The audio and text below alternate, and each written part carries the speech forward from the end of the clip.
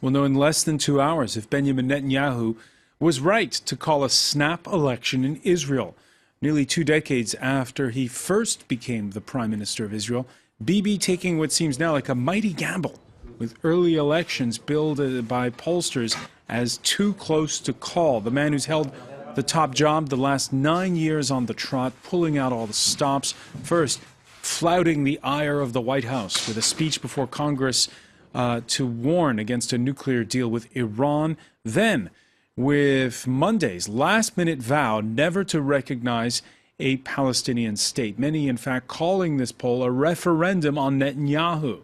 Now, the man hoping to cash in on Bibi fatigue, the center-left's Isaac Herzog, even though the son of Israel's former president may get the most votes, though, that doesn't mean he'll be able to form the next government. Would a Zionist Union win spell the end of Israel's rightward pendulum swing, or simply act as a prelude for more gridlock, both on the domestic front and with the Palestinians? And we'll be taking a look in the France 24 debate on how they have banded together, thus creating another unknown for this election. Today in the France 24 debate, it's Bibi or not Bibi. With us, Likud supporter Glenn Feder of the Institute for the Study of Global Anti-Semitism and Policy. Welcome back to the show, sir. Thank you. Welcome from Tel Aviv to Dahlia Scheidlin, campaigner for the opposition Zionist Union. Also, welcome back political activist Yael Lehr, who supports the Arab Joint List, which is called... It's called the Joint List, actually. It's just called the Joint List, yeah. Okay, we'll be talking about that a little bit later on today in the France 24 debate. The France 24 debate, where you can join the conversation on Facebook and Twitter, our hashtag F2ForDebate. It was a campaign dominated by domestic issues, but with the race oh so tight, the Prime Minister dropped an 11th-hour bombshell with the vow never to recognize a Palestinian state. Whoever tries to establish a Palestinian state or intends to withdraw from territory is simply yielding territory for radical Islamic terrorists to attack Israel. This is the genuine reality that has emerged over the past few years. Anyone who doesn't understand that is burying their heads in the sand. The left-wing parties are doing it. They're burying their heads in the sand time and time again. There won't be a Palestinian state if you're Prime Minister. Indeed. Now, Glenn Feder, I've heard two schools of thoughts on this. Some saying that, yes, this may fire up the right-wing base and perhaps entice those who would have voted for some of the other smaller parties. Others saying that this is firing up the opposition and getting out the vote for those who think enough is enough. Mm-hmm. Yeah, well, I think it's going to attract a lot of the right-wing bloc, and he needs to issue these types of statements right before the election, of course, in order to... it's a bit late in the day, though, huh? The 11th hour. It's late in the day, but I think it's not too late. There's still a lot of people that haven't voted, and you know, he's making statements which are going to attract people from that bloc, which he really needs in order to win this election. And then we'll see what happens with forming a coalition afterwards. But coming so late, does it seem like improvisation or desperation? Well, I think this is a line that he's carried throughout his political career. He's vacillated at points, but ultimately, especially under Hamas, I think it's going to be very hard. You know, with Hamas as a leadership in Gaza, Bibi Netanyahu, Benjamin Netanyahu understands. He's one of the few politicians that understands that it is impossible to negotiate with a terrorist group that vows for Israel's destruction. And so I think it's a line of thought that he's expressed over and over again in different ways throughout his political career. Let me bring in Dahlia Scheidlin on this. Dahlia, your thoughts on that and on subsequent remarks that Netanyahu made a few hours ago in which he talked of a broad alliance funded from abroad to keep Likud from winning again. Right. Well, I think on the Palestinian state issue, it's worth remembering that Netanyahu has not wanted to talk about it at all in general, and that's because he'd rather talk about Iran. And so what we see is that he's bringing it up not because this is really a stable policy position of his. Of course, we all know about the Bar Ilan speech from a few years ago, where he accepted in principle the idea of a two-state solution, which has been considered the pragmatic solution for Israel for about 20 years now, if not more. What I think is happening is that he was hoping not to have to touch the issue throughout the campaign, hoping not to even raise the question among the right-wing voters. And as you've pointed out, as the campaign draws on and he's in a very, very tough competition with his right-wing competitor, Naftali Bennett, he's bringing it up to try to shore up that support. But that mirrors what he's done throughout this campaign, which is talk about policy moves, but not really because he will advance those policies or not because they're good for Israel, but because he hopes they will gain him votes at home. And I think that was the major interpretation of his speech also to the US Congress, which failed to advance the agenda he was hoping to advance, further soured relations with the US, and that was considered an acceptable sacrifice for him to make because he was hoping to gain votes for it. I think this is another example of the same kind of thing. Dahlia Scheidlin, The fact is that most Israelis know and support. cynics would argue that this is all rhetoric anyway, and that there won't be much difference in the state of Israel's policy on the Palestinians, whoever wins. Mm-hmm. Yeah, well, cynics can argue that, but the fact is we're seeing candidates that have a very different vision. The Zionist Union has openly said that its vision, within the first 100 days of government, if they were to form the government, of course, is first of all, 3 elements that they have told the Israeli voters they will do, which is, first of all, take control of the whole issue of housing costs, which is certainly top priority for Israelis, through a team under the Prime Minister, under the Prime Minister's office. Revive relations with the U.S. and other allies of Israel, and work to restart negotiations with the Palestinians. So I think the fact that the Zionist Union is placing that as part of its vision for the future indicates a pretty different approach from that of Netanyahu. And that's because Israelis actually really are concerned about the idea of creating a single state with a binational identity, the loss of their identity, or else an unequal state. So cynics can always say, all parties look the same. That tends to be something that people say when they want to not bother voting and they're looking for excuses. But the fact is you do have 2 very different visions of what should happen next on this issue. And that's partly because Netanyahu has, for all of the time he's been in government since 2009, has talked about one thing, which is a sort of theoretical acceptance of a 2-state solution, but acted quite in the opposite way. In a way that actually entrenches or brings Israel closer to one state with all people together, and Israelis are very concerned about that. Yael Lerer? I don't think that one should And be... in terms of the question... Well, let me bring in Yael Lerer on this. I don't think that one should be cynic to say it. One should be realistic. Because actually when we see, I guess that there are some people that are concerned, which I found a little bit strange to be so concerned of living together in one state, for example, as a solution. I don't think, for me, as an Israeli citizen, I think that the real future, and it doesn't matter if it will be 1 state or 2 states or 15 states, it's to live together and in equality like any other elsewhere in the world. And for this, I'm a little bit, when I hear people like Dahlia speaking about this fear of having this danger of 1 state, it's a little bit frightening for me as a concept. I'm not saying that I'm against the 2-state solution. I will be very happy if it will happen. But I do think that these elections are not at all around the Palestinian question, about the Palestinian cause, about the occupation, about the situation that it doesn't matter how we called it, but when you have 2 systems of law that implement of different people of different origins.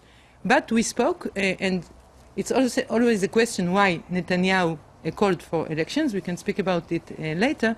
But it is clear that in all of this election campaign, there was no, the Zionist Union, but in Hebrew they call themselves the Zionist camp, which has a military connotation, and in Arabic, which it's, they spoke about very severe problems in Israel today, like housing, like poverty, like other things.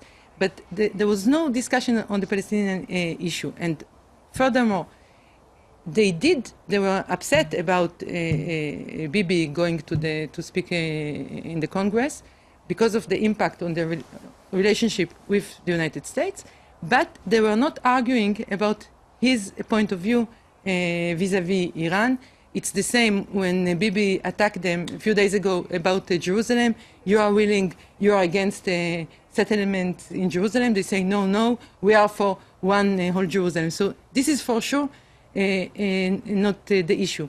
On the other hand, I completely agree with you about Netanyahu declaration from yesterday, which is, like Dahlia said, it's completely contradictory to his Bar Ilan speech in 2009. I think that he is desperate, completely desperate, and he just tried, without any line, just tried to gain more votes. All right, we're going to see if it's desperation or if it's political smarts in a moment. Make or break for Bibi, reporting a little earlier from Likud party headquarters, France 24's Chris Moore. Exhibition centre just outside Tel Aviv. How much of a party it turns out to be, we will know in the next few hours. A lot of people asking themselves, has Bibi blown it? This long-standing figure in Israeli politics finding himself in an extraordinary position. 80% approval ratings during last summer's Gaza war. He called this election thinking it would strengthen his hand. He is now trailing slightly in the polls. The game is not over for Benjamin Netanyahu, however, if those polls turn out to be accurate. A deficit of 3 or 4 seats in the Knesset would leave him still with the possibility of negotiating a coalition. Some experts suggest a better opportunity to do so than his rival, Isaac Herzog. Now, predicting coalition alliances is something which Israelis are experts at, predicting who is going to jump into bed with who politically. And we should know a little bit more when initial exit polls fall at about 10 p.m. local time as to how things may have gone. All right, that was Chris Moore reporting a short while earlier, and he was saying how unpredictable those polls can be. The highly respected 538 blog in the United States, polling analysts there, playing it very cautious, pointing to how surveys are notoriously unreliable in Israel. And there you see the breakdown of seats. And boy, even though they've had an electoral reform, there still are a lot of parties according to what your projections might be.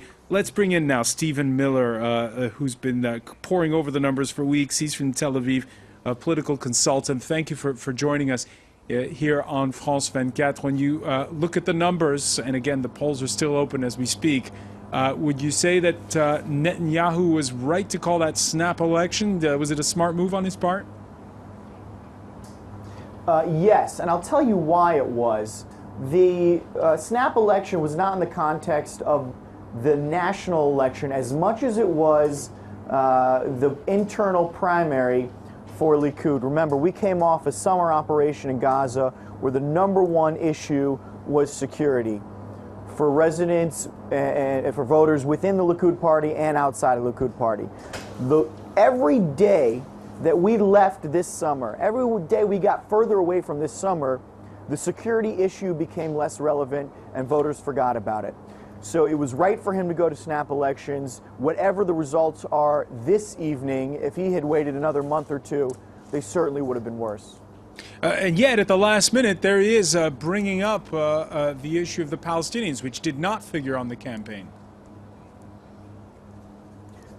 Correct. This is a very funny move towards the end. It's a move to the right. It's to appeal to a certain part of the electorate.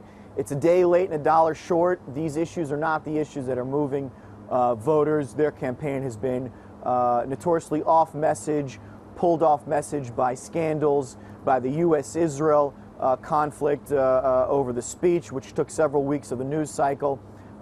He has failed to present a vision or a record to run on. So, you know, the Palestinian issue, showing that he's strong on security, saying that he won't create or allow for a Palestinian state, you know, is appeal to the right, but it's a day late and a dollar short. Stephen Miller, help us read the tea leaves, because again, right now they're still voting. We see turnout is, well, earlier in the day it was a little bit under what it had been in 2013. What do you surmise from that? The size of the cake is going to be about the same this election from all of the numbers we're seeing coming out publicly and not. The interesting changes are going to be in the sizes of the pieces of the cake.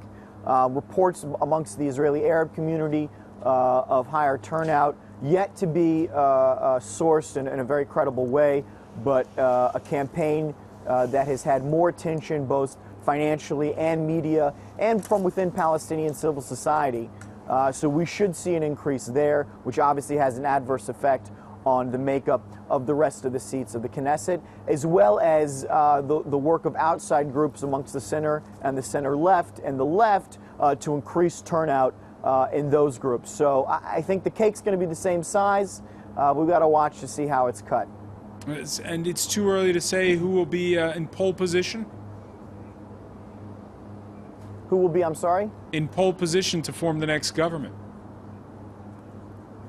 Who will be in poor position? Pole position. They're all in a bad position. Who will be best set to form the next government? Who will be best set? The truth is none of them are best set to form the next government. All of the polling suggests that no one's going to break 30 seats as one single party. So remember, no one's going to get more than 25%. In fact, no one might get more than 22 or 23%. Picture in any parliamentary system in Europe where a prime minister would be ruling over the parliament with less than a quarter of the vote.